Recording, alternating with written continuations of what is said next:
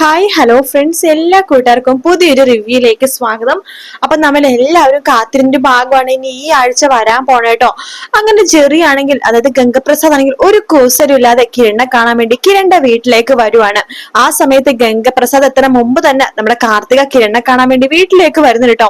അങ്ങനെ കാർത്തിക ഉള്ള കാര്യം അറിയാതെയാണ് ഗംഗപ്രസാദ് കിരണിനെ കാണാൻ വേണ്ടി അങ്ങോട്ടേക്ക് വരുന്നത്. കാർത്തിക ആ സമയത്ത് അടുക്കളയിലായിരിക്കും. ഗംഗപ്രസാദ് വരുമ്പോ തന്നെ കല്യാണിയാണ് വാതിൽ തുറക്കണത്. ഇതാര്, ജെറി ചേട്ടനോ, വാ കേറി വാ എന്ന് പറയാണ്. എങ്ങനെയുണ്ട് കല്യാണി ഇപ്പൊ കിരണിന? കുഴപ്പമൊന്നുമില്ല അല്ല ചെറുചേട്ടന് എങ്ങനെ ഈ വീടും കാര്യങ്ങളൊക്കെ മനസ്സിലായി എന്ന് ചോദിക്കുകയാണ്. അതെന്തൊരു ചോദ്യമോ കല്യാണി, നിങ്ങൾ അറിയാത്ത ആരെങ്കിലും ഈ നാട്ടിലുണ്ടോ എന്ന് പറയാണ്. ആ സമയത്ത് കല്യാണി പറയണ്ട, എന്നാ ചെറുചേട്ടൻ അകത്ത് കിരണേട്ടൻ കിടക്കുന്നുണ്ട്. അല്ല കിരൺ എന്തെങ്കിലും മാറ്റം ഉണ്ടോ എന്ന് ചോദിക്കുമ്പോ ഒരു മാറ്റവും ഇല്ല ഏട്ടാ. അല്ല ഡോക്ടർമാർ എന്താ പറഞ്ഞത് എന്ന് ചോദിക്കുമ്പോ പ്രതീക്ഷക്ക് ഭാഗ്യമൊന്നുമില്ല, ഇനിയുള്ള ജീവിതം ചിലപ്പോ ഇങ്ങനെ തന്നെ ആയിരിക്കും, പക്ഷെ എനിക്ക് കുഴപ്പമൊന്നുമില്ല കേട്ടോ, കാരണം എന്റെ കിരണേട്ടൻ എനിക്ക് ജീവനോട് കിട്ടിയില്ലേ, അതന്നെ വലിയ കാര്യം എന്നൊക്കെ കല്യാണി പറയാണ്. ശേഷം ജെറിയാണെന്നുണ്ടെങ്കിൽ കിരണിന്റെ അടുത്തേക്ക് എത്തുന്നുണ്ട്. ആ സമയത്ത് കിരൺ അങ്ങനെ അതായത് ഒരു അനക്കൂടാണ്ട് ഇങ്ങനെ കിടക്കുവാട്ടോ. വീണ്ടും ജെറി വന്നിട്ട് കിരണിനോട് ചോദിക്കുന്നുണ്ട്, ഹലോ കിരണെ, എന്നെ അറിയാവോ, എന്നെ എവിടെയെങ്കിലും കണ്ട ഓർമ്മയുണ്ടോ കിരണിന് എന്ന് പറഞ്ഞിട്ട് കിരണിന്റെ അടുത്തേക്ക് പോയി നിൽക്കുവാണ്. കിരൺ ആ സമയത്ത് ജെറിയുടെ മുഖത്തേക്കൊന്ന് നോക്കുന്നുണ്ട്. കിരണിനെ അറിയാൻ തന്നെ രക്ഷപ്പെടുത്തിയ ആളാണെന്ന്. പക്ഷെ അഭിനയം തുടർന്നുകൊണ്ടിരിക്കുകയാണ് കിരൺ പറയുന്നുണ്ട്, ഇല്ല അറിയില്ല, ആരാ എന്ന് ചോദിക്കുകയാണ്. അത് കേൾക്കുമ്പോഴേക്കും ജെറിക്ക് സന്തോഷം കൊണ്ട് ചിരി വരും കേട്ടോ. പെട്ടെന്നാണ് അവിടെ നിന്നൊരു ഒച്ച കേൾക്കണത്. കല്യാണി എന്ന് വിളിക്കുകയാണ്. അപ്പൊ കാർത്തികയുടെ ശബ്ദമാണെന്ന് മനസ്സിലാവാട്ടോ പെട്ടെന്ന് ജെറിക്ക്. ജെറിയുടെ മുഖഭാവമൊക്കെ ആകെ മാറുവാണ്. അത് കിരൺ പെട്ടെന്ന് ശ്രദ്ധിക്കുന്നുണ്ട് കേട്ടോ. ജെറിക്കാണെങ്കിൽ എന്ത് ചെയ്യണമെന്ന് അറിയില്ല. ഈശ്വര, ഇവിടെ നിന്ന് എങ്ങനെ മുങ്ങും, അവളിവിടെ ഉണ്ടായിരുന്നോ എന്ന് ഇന്നത്തോടെ എന്റെ കാര്യം തീർന്നു, എല്ലാ സത്യങ്ങളും എല്ലാവരും അറിയും, അതുകൊണ്ട് ഇവിടെ എങ്ങനെയെങ്കിലൊക്കെ മുങ്ങിയേ പറ്റൂ എന്ന് ജെറി ഇങ്ങനെ വിചാരിക്കുകയാണ്. കിരൺ അപ്പൊ ഇങ്ങനെ ശ്രദ്ധിക്കുന്നുണ്ട് കേട്ടോ. ഇയാള് മുഖം എന്താ പെട്ടെന്ന് മാറിയത്? കാർത്തികയുടെ സൗണ്ട് കേട്ടപ്പോഴാണല്ലോ ഇയാൾ പെട്ടെന്ന് വെപ്രാളപ്പെടാൻ തുടങ്ങിയത്. ഇയാൾ എന്തോ കാർത്തികനെ പേടിക്കാൻ കാരണം എന്നൊക്കെ കിരണിന്റെ മനസ്സിൽ അപ്പൊ തന്നെ ചോദ്യങ്ങളൊക്കെ ഇങ്ങനെ വരുവാട്ടോ. കല്യാണത്തെ ജെറി പറയണ്ട്, കല്യാണി എനിക്കൊന്ന് പോണമായിരുന്നു, അത്യാവശ്യമുണ്ട്, ഞാൻ ഇതുവഴി വന്നപ്പോഴേക്കും ഇവിടെ ജസ്റ്റ് കേറിയെന്നേ ഉള്ളൂ. അയ്യോ അതെന്തൊരു പോക്കാ ജെറി ചേട്ടാ, ഒരു ചായ പോലും കുടിക്കാണ്ട്.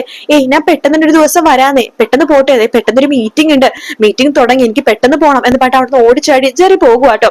കാർത്തിക് അങ്ങോട്ടേക്ക് വരുന്നുണ്ട്. എല്ലാ കല്യാണി, എവിടെ കിരണിനെ രക്ഷിച്ച ആ ഒരു ചെറുപ്പക്കാരനെന്ന് പറഞ്ഞത് ജെറി എന്നല്ലേ പറഞ്ഞത്? അതെ, എവിടെ പുള്ളിക്കാരൻ, എവിടെ പുള്ളിക്കാരൻ മീറ്റിംഗ് എന്ന് പറഞ്ഞിട്ട് ഒരു ഒറ്റ ഓട്ടത്തിലാ പോയത്. ഓടിപ്പോയെന്നോ? അതെന്തൊരു പോക്കാ?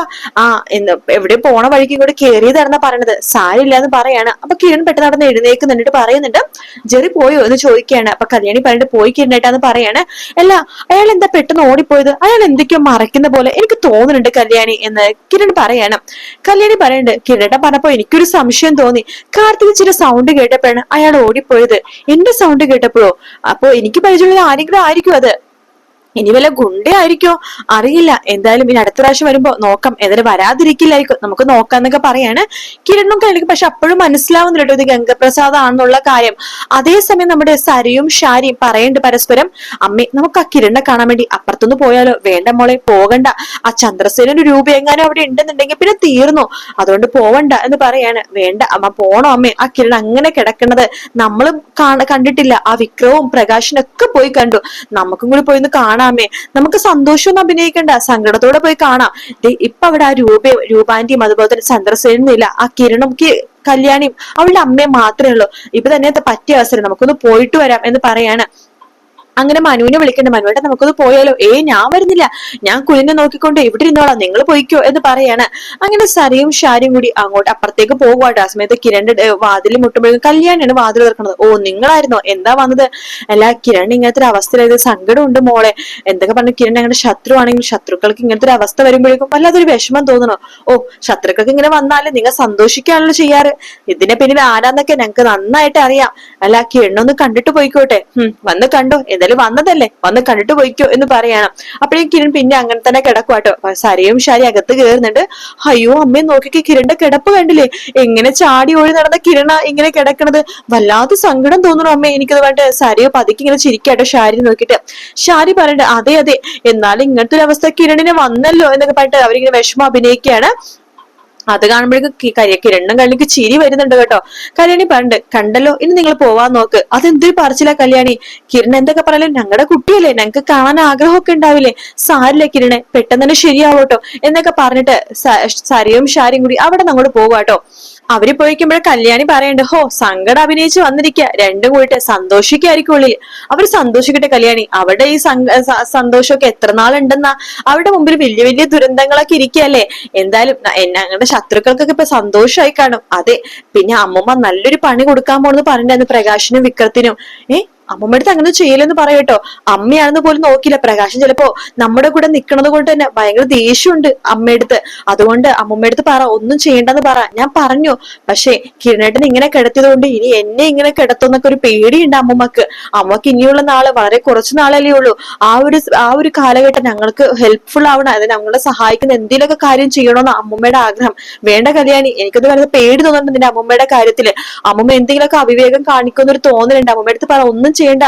വൃദ്ധസദനത്തിൽ അമ്മമ്മനെ എവിടെയും വിടരുതെന്ന് അവിടുത്തെ ആളോടും പറയാൻ വേണ്ടി പറയാണ്. അപ്പൊ കല്യാണി ഇങ്ങനെ അമ്മൂമ്മനെ ഇങ്ങനെ വിളിക്കുകയൊക്കെ ചെയ്യുന്നുണ്ട്, വൃദ്ധസദനത്തിൽ ഉണ്ടോന്ന് അറിയാൻ വേണ്ടി. അപ്പൊ അമ്മൂമ്മ അവിടെ ഇല്ല, മോനെ കാണാൻ വേണ്ടി പോയിരിക്കാന്ന് പറയാണ്. അതൊക്കെ കേൾക്കുമ്പോഴേക്ക് കല്യാണിക്ക് ഒരു ടെൻഷനൊക്കെ ആവുന്നുണ്ട് കേട്ടോ. അമ്മൂമ്മ പോണത് വേറെ എവിടെയല്ല, പ്രകാശിനെയും വിക്രത്തിനെയും കാണാനാണ്. അവിടെ പോണ അമ്മൂമ്മ വേറൊരു സത്യം കൂടി മനസ്സിലാക്കാണ്, രാഹുലും അവിടെ തന്നെയാണ് നിക്കണേന്ന്. പിന്നെ രാഹുലും പ്രകാശിനും വിക്രമൊക്കെ ഒരു അവര് ആലോചിച്ച് തീരുമാനിച്ചിട്ടാണ് കിരൺ ഇങ്ങനത്തെ ഒരു അവസ്ഥ വന്നെന്നുള്ള സത്യവും നമ്മുടെ അമ്മമ്മക്ക് മനസ്സിലാവാണ്. ഇവര് ജീവനോട് നിന്നാലല്ലേ മറ്റുള്ളവർക്ക് കുഴപ്പം. ശരിക്കും പറഞ്ഞാൽ കിരണിന്റെ കണ്ട ജീവിതത്തിൽ ഏറ്റവും 3 ശത്രുക്കൾ എന്ന് പറയുന്നത് ഈ വിക്രവും പ്രകാശനും അതുപോലെ തന്നെ രാഹുലാണ്. പിന്നെ ഇവരുടെ ഭാര്യയായിട്ടുള്ള ഷാരിയും സരയും, അവര് പെണ്ണുങ്ങളായിട്ട് കുറച്ച് ലിമിറ്റും കാര്യങ്ങളൊക്കെ ഉണ്ടല്ലോ.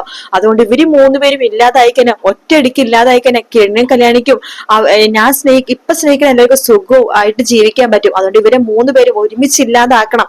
അത് സ്നേഹം കാണിച്ച് ഇവിടെ അടുത്തു കൂടിയിട്ട് വേണം ഇല്ലാതാക്കാനായിട്ട് എന്നൊക്കെ അമ്മൂമ്മ വിചാരിക്കാട്ടോ.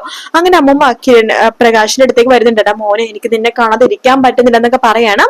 അപ്പൊ പ്രകാശിന് ഭയങ്കര സന്തോഷമാവണം. അമ്മ ഞങ്ങളുടെ കൂടെ വന്ന് നിക്കമ്മേ, 2 ദിവസം ഇവിടെ നിക്ക്. അതേടെ 2 ദിവസം നിങ്ങളുടെ കൂടെ നിക്കാൻ വേണ്ടി തന്നെയാ വന്നിരിക്കണത് എന്നൊക്കെ പറയണം. പക്ഷെ വിക്രത്തിന്റെ സംശയമൊക്കെ തോന്നും കേട്ടോ, അമ്മമ്മ സ്നേഹം കാണിച്ച് വരുമ്പോഴേക്കോ ഈ അമ്മമ്മയുടെ മനസ്സിൽ എന്തെങ്കിലും ഉദ്ദേശമുണ്ടോ പറയാൻ പറ്റില്ല. അമ്മൂമ്മ കൂടെ നിൽക്കുന്ന സമയത്ത് പല പണികളും കൊടുത്തിട്ടുണ്ടല്ലോ കിരണിനും കല്യാണിക്കും. ഇപ്പൊ അവരെ സ്നേഹിക്കുന്ന ഒരു അമ്മൂമ്മയാണിത്. അപ്പൊ അതുകൊണ്ട് ഒരു പണി എനിക്കും അച്ഛനും അതുപോലെ ഈ രാഹുൽ എന്ന് പറഞ്ഞ ബഗാസുവിന് തരാൻ വേണ്ടി വന്നതാണോ എന്ന സംശയം വിക്രത്തിനും രാഹുലിനും ഉണ്ട് കേട്ടോ. പക്ഷെ പ്രകാശിന് അങ്ങനെ സംശയമൊന്നുമില്ല. കാരണം വെച്ചാൽ തന്റെ സ്വന്തം അമ്മയല്ലേ, തന്നുള്ള സ്നേഹം കൊണ്ട് വന്നതായിരിക്കും എന്നാണ് പ്രകാശം വിചാരിക്കുന്നത്. എന്തായാലും അമ്മൂമ്മ നല്ലൊരു പണി തന്നെയാണ് പണിയാൻ പോണത്. പക്ഷെ എന്തായാലും ചിലപ്പോ മിക്കവാറും അമ്മൂമ്മക്ക് തന്നെ പണി കിട്ടാൻ ചാൻസ് ഉണ്ട്. എന്തായാലും ഒരു കാര്യം ഉറപ്പാണ്, അമ്മൂമ്മയുടെ അവസാനം എന്ന് പറയുന്നത് പ്രകാശിന്റെ വിക്രത്തിന്റെ കൈകൊണ്ടിട്ടായിരിക്കും. കാരണം അമ്മൂമ്മ ഒരുപാട് ദ്രോഹങ്ങൾ ഇപ്പൊ നന്നായിട്ടുണ്ടെങ്കിലും മുമ്പ് ഒരുപാട് ദ്രോഹങ്ങളൊക്കെ ചെയ്തിട്ടുണ്ടല്ലോ. അപ്പൊ അതുകൊണ്ട് അതിന്റെ ഒരു ശിക്ഷയായിട്ട് ചിലപ്പോ അമ്മൂമ്മക്ക് ചിലപ്പോ അങ്ങനെ ആയിരിക്കും നമ്മുടെ അവസാന കാലഘട്ടം കടന്നു പോണത്.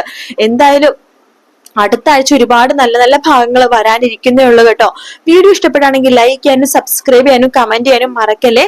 മറ്റൊരു വീഡിയോ ആയിട്ട് വീണ്ടും കാണാം friends. Take care, bye bye.